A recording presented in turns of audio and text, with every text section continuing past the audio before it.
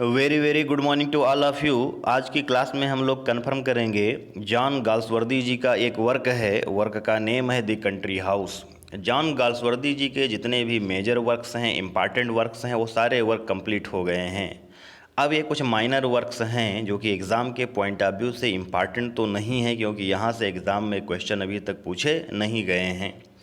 लेकिन फिर भी जो कुछ भी इम्पॉर्टेंट पॉइंट्स हैं, इम्पॉर्टेंट फैक्ट्स हैं वर्क से रिलेटेड, उनको हम लोग कन्फर्म कर ले रहे हैं।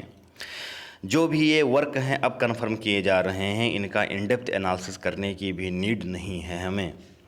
जो ये वर्क द कंट्री हाउस है, ये पब्लिश हुआ था 1907 में पब्लिश हुआ था। और जो ये वर्क है द कंट्री हाउस, इसका जो जैनर है वो नॉवेल है, ये एक उपन्यास है। इस वर्क के जो सेंट्रल कैरेक्टर्स हैं, उनके तहत इस वर्क का जो प्लॉट है उसको अब हम लोग अंडरस्टैंड करेंगे। होता क्या है कि एक प्लेस है, एक फार्म हाउस है जिसका नेम है ओर्स्टेड स्किनिस। तो ओर्स्टेड स्किनिस जो ये फार्म हाउस है, इसका जो मुखिया है, मतलब इसका जो मालिक है, उसका नेम है मिस्टर हॉरेस पेंडिस। हॉरेस पेंडिस जो है वो बहुत ही रूढ़िवादी आदमी है, बहुत ही कंजर्वेटिव आदमी है, और इसकी रूढ़िवादिता को इसकी फैमिली को भी फॉलो करना पड़ता है। मिस्टर हॉरेस पेंडिस ने डिसाइड किया है कि इस बार पतझड़ के मौसम में वो एक पार्टी देगा, ओर्स्टेड स्किनिस पर पार्टी देगा। और इसके लिए उसने व्यवस्था करना स्टार्ट भी कर दी है, और धीरे धीरे पतझड़ का समय आ जाता है। मिस्टर हॉरेस पेंडिस ने लोगों को इनवाइट किया है क्वालिटी टाइम स्पेंड करने के लिए, पार्टी में शरीक होने के लिए उसने लोगों को इनवाइट भी किया है। मिस्टर हॉरेस पेंडिस का प्लान है कि जब सारे लोग आ जाएंगे पार्टी को एंजॉय करने के लिए, तो पहले जानवरों का शिकार किया जाएगा, क्योंकि जो वो फार्म हाउस है उसी के पास में एक जंगल है जहाँ पर बहुत सारे जानवर हैं। तो पहले जानवरों का शिकार किया जाएगा, फिर उनका जो ताज़ा मीट तैयार किया जाएगा उसी को भोजन के रूप में सर्व किया जाएगा जो मेहमान पार्टी में आएंगे।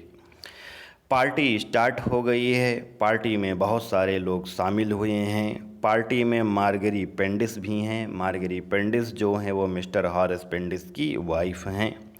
मिस्टर हॉरेस पेंडिस और मार्गरी पेंडिस का जो सन है जिसका नेम जॉर्ज पेंडिस है, वो भी पार्टी में शामिल हुआ है।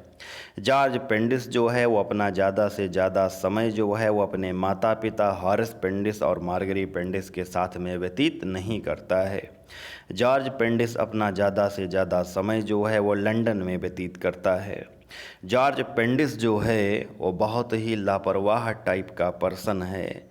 जॉर्ज पेंडिस जो है वो हॉर्स रेसिंग का शौकीन है। उसने एक घोड़ा खरीद रखा है और उसको रेसिंग के लिए वो ट्रेन किया करता है। जॉर्ज पेंडिस जो है वो जुए का भी बहुत शौकीन है, और घोड़ों की जो रेस होती है उस पर बहुत सारा रुपया वो लगाया भी करता है। तो जॉर्ज पेंडिस जो है वो भी पार्टी में शामिल हुआ है। पार्टी में मिसेस हेलेन बेलो भी आई हुई हैं, जो कैप्टन जैस्पर बेलो की वाइफ हैं। मिसेस हेलेन बेलो जो हैं वो बहुत ही खूबसूरत लेडी हैं। मिसेस हेलेन बेलो जो हैं वो कैप्टन जैस्पर बेलो अपने हस्बैंड के साथ में रहते रहते बोर हो गई हैं, और अब मिसेस हेलेन बेलो जो हैं वो क्वालिटी टाइम स्पेंड करने के लिए जॉर्ज पेंडिस के साथ में घूमती टहलती नज़र आती हैं। पार्टी में और सारे भी लोग शामिल हुए हैं। पार्टी स्टार्ट होती है, लोग अपना क्वालिटी टाइम स्पेंड कर रहे हैं। मिसेस हेलेन बेलो जो हैं वो जॉर्ज पेंडिस के साथ में पार्टी में टहल घूम रही हैं, एंजॉय कर रही हैं। पार्टी में डांस स्टार्ट होता है, और डांस के लास्ट में जो ये जॉर्ज पेंडिस जी होते हैं मिसेस हेलेन को पैशनेटली किस करते हैं। और जब जॉर्ज पेंडिस हेलेन को किस कर रहे होते हैं तो हसेल बाल्टर जी जो हैं वो देख लेते हैं। जो ये हसेल बाल्टर जी हैं वो एक पादरी हैं, चर्च के पुजारी हैं।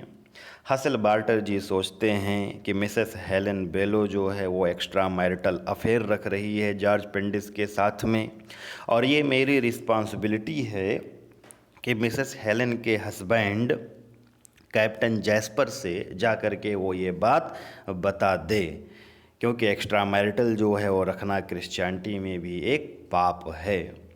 इसलिए हसल बार्टर जो है वो ऐसा डिसाइड करता है। उधर क्या होता है, ग्रेगरी विजिल जो है वो मिलने के लिए आता है, मार्गेरी पेंडिस से मिलने के लिए आता है। ग्रेगरी बिजिल जो है वो मार्गेरी पेंडिस का कज़िन है, और जो ये ग्रेगरी बिजिल है वो मिसेस हेलेन का संरक्षक भी है, गार्जियन भी है। इसके साथ ही साथ जो ये ग्रेगरी बिजिल है वो मिसेस हेलेन से लव भी करता है। ग्रेगरी बिजिल मार्गेरी पेंडिस से बात करता है कि हेलेन की जो लाइफ है वो कैप्टन जैस्पर के साथ में अब सूटेबल नहीं है, इसलिए मिसेस हेलेन को तलाक दिलवाने के लिए मैं कोर्ट में अर्जी करने जा रहा हूँ। ग्रेगरी बिजिल जो है वो एडमंड पैरामर के पास में आता है। जो ये एडमंड पैरामर है वो वकील है। ग्रेगरी बिजिल जब उससे कहता है तलाक की अर्जी देने के लिए, जबकि ग्रेगरी बिजिल ने हेलेन से पूछा भी नहीं है कि तुम्हें तलाक चाहिए या नहीं चाहिए, तो ग्रेगरी बिजिल से उसका वकील एडमंड पैरामर कहता है कि देखो, तलाक का कोई बेसिस नहीं है। ये कोई बेसिस नहीं होता है कि हेलेन जो है अपने हस्बैंड जैस्पर से बोर हो गई है इसलिए उसे तलाक चाहिए, तो इसलिए तलाक के लिए मुकदमा जो है वो कोर्ट में किया नहीं जा सकता है। दूसरी तरफ क्या होता है कि हसल बार्टर जी जो हैं, हसल बार्टर जो कि चर्च के पादरी हैं, वो जाते हैं कैप्टन जैस्पर के पास में, हेलेन के हस्बैंड के पास में, और उसको किस वाली जो बात है वो बता देते हैं। अब कैप्टन जैस्पर जो है बहुत ज़्यादा नाराज़ होता है, और कैप्टन जैस्पर जो है वो कोर्ट में जा कर के तलाक के लिए अर्जी कर देता है। अब जो तलाक के लिए मुकदमा कोर्ट में स्टार्ट होगा उसमें जॉर्ज पेंडिस का भी नाम उछाला जाएगा, और इस बात को बर्दाश्त नहीं कर पा रहे हैं मिस्टर हॉरिस पेंडिस, जो कि जॉर्ज पेंडिस के पिताजी हैं। इधर जॉर्ज पेंडिस जो है वो किसी भी तरीके से मिसेस हेलेन को छोड़ने के लिए तैयार नहीं है।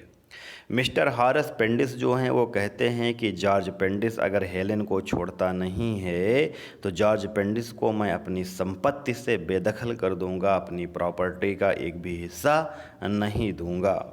उधर कैप्टन जैस्पर जो हैं वो भी कहते हैं कि हाँ, अगर जॉर्ज पेंडिस जो है वो हेलेन को छोड़ देता है तो जॉर्ज पेंडिस के अगेंस्ट जो मैंने कोर्ट में केस किया हुआ है, जो कि हेलेन के साथ तलाक को लेकर के है, मैं वो केस भी वापस ले लूँगा।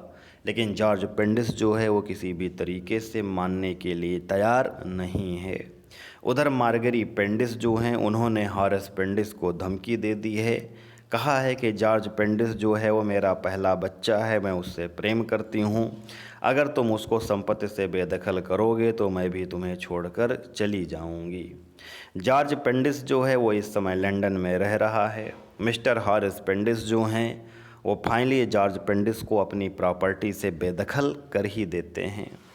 मार्गेरी पेंडिस जो हैं उन्होंने भी कहा था हॉरिस पेंडिस से, अपने हस्बैंड से, कि अगर तुमने मेरे बेटे को प्रॉपर्टी से बेदखल किया तो मैं तुम्हें छोड़कर चली जाऊंगी। और होता भी यही है, मार्गेरी पेंडिस जो हैं वो हॉरिस पेंडिस को छोड़ करके चली जाती हैं। मार्गेरी पेंडिस जो हैं वो पहले लंदन जाती हैं, समझाती हैं अपने बेटे जॉर्ज पेंडिस को, लेकिन जॉर्ज पेंडिस मानने को तैयार नहीं है। वो मिसेस हेलेन को पाना चाहता है किसी भी तरीके से, उसके लिए उसे चाहे जो कुछ भी पे करना पड़े। मार्गेरी पेंडिस जब से हॉरिस पेंडिस को छोड़ करके चली गई हैं, हॉरिस जो हैं वो बहुत ही बेचैन रहने लगे हैं, बहुत ही बोर होते रहते हैं, बहुत ही परेशान होते रहते हैं।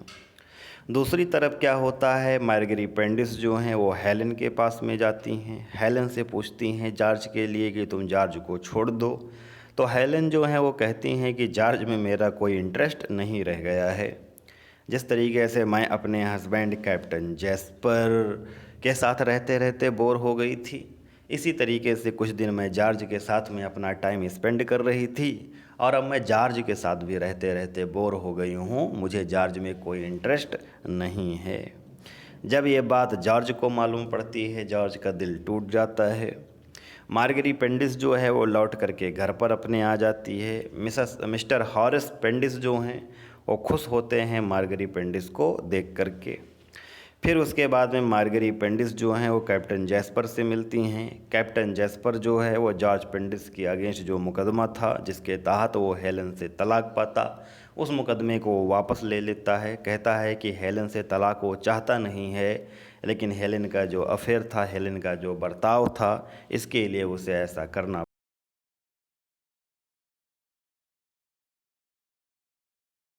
पड़ा था। नहीं रह जाती है, उनकी पिता जो है, कंजर्वेटिवनेस जो है वो भी कायम रह जाता है। तो इस तरीके से इस वर्क की जो स्टोरी है वो कंप्लीट होती है, जिसको आप लोग अच्छे से कंफर्म कर लीजिएगा। तो आज की क्लास के लिए इतना ही। Thank you very much to all of you.